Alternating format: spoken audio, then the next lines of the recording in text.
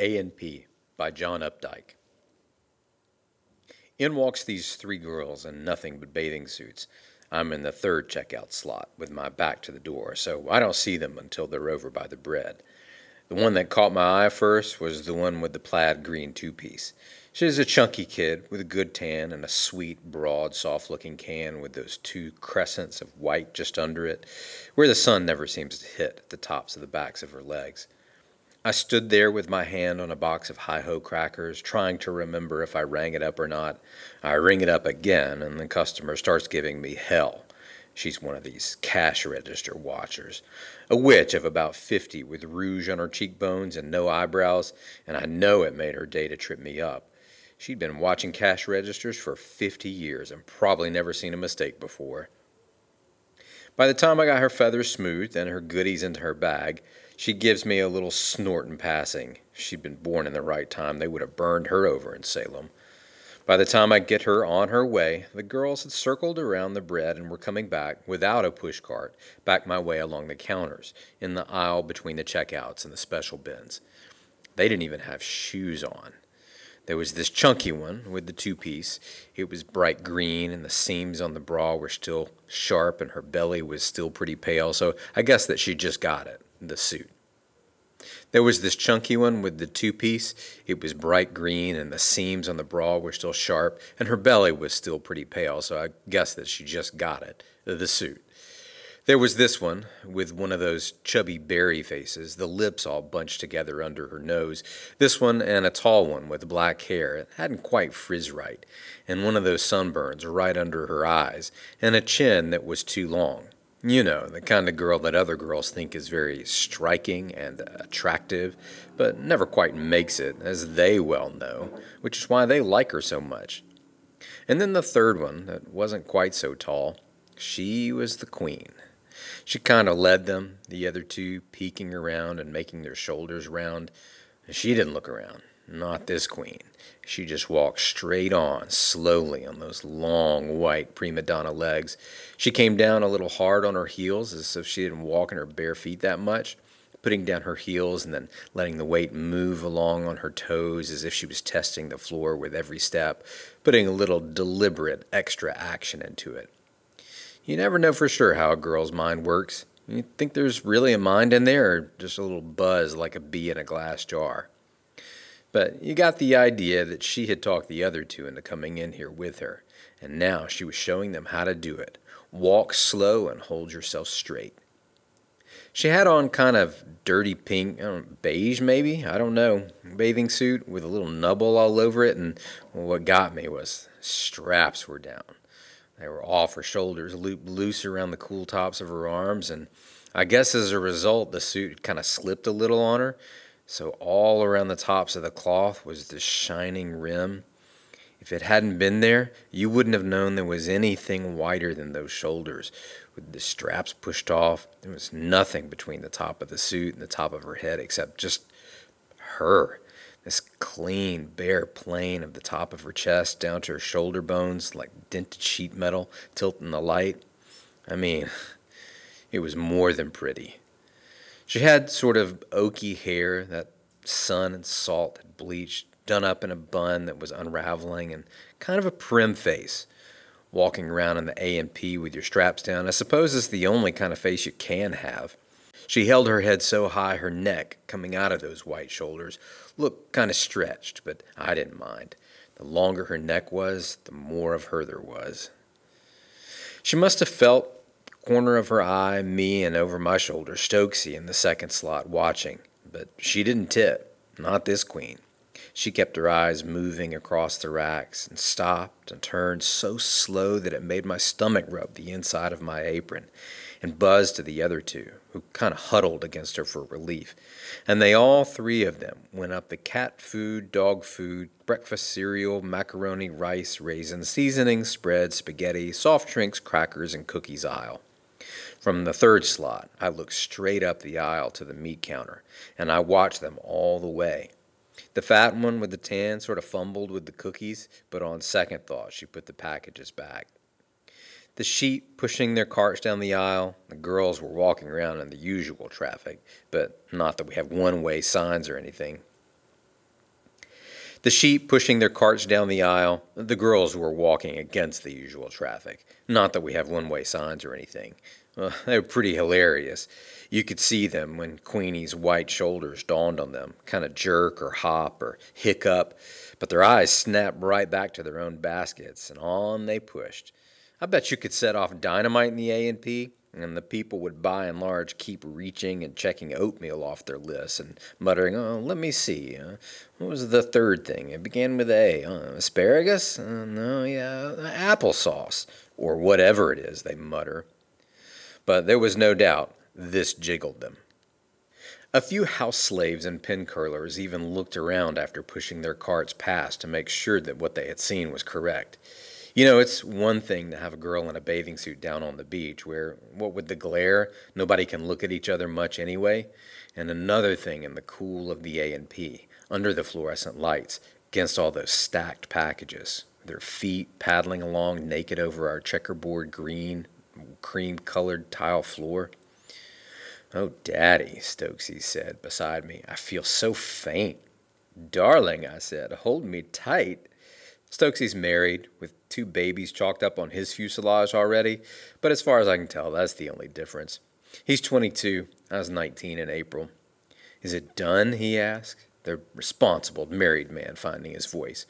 I forgot to say that he thinks that he's going to be manager someday, maybe in 1990 when it's called the Great Alexandrov and Petruski Tea Company or something.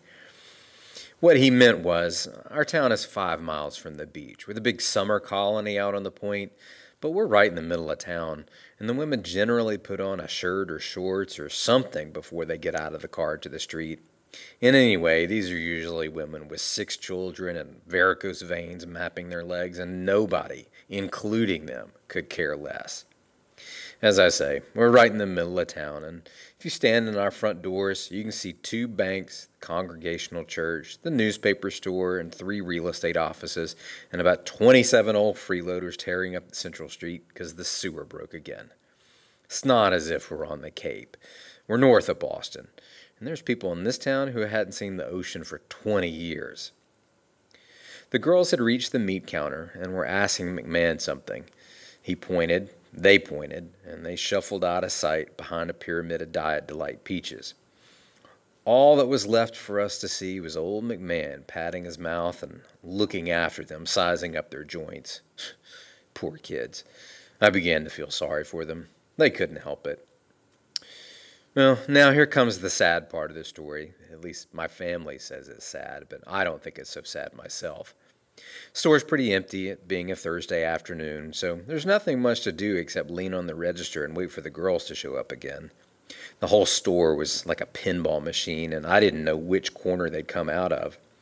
After a while, they come around the far aisle, around the light bulbs, records at discount of the Caribbean 6, or Tony Martin Sings, or some such gunk you wonder why they waste wax on it. 6 packs of candy bars and plastic toys done up in cellophane that fall apart as soon as the kid looks at them anyway. Round they come, Queenie still leading the way and holding a little gray jar in her hand. Slots 3 through 7 are unmanned, and I could see her wandering between Stokes and me.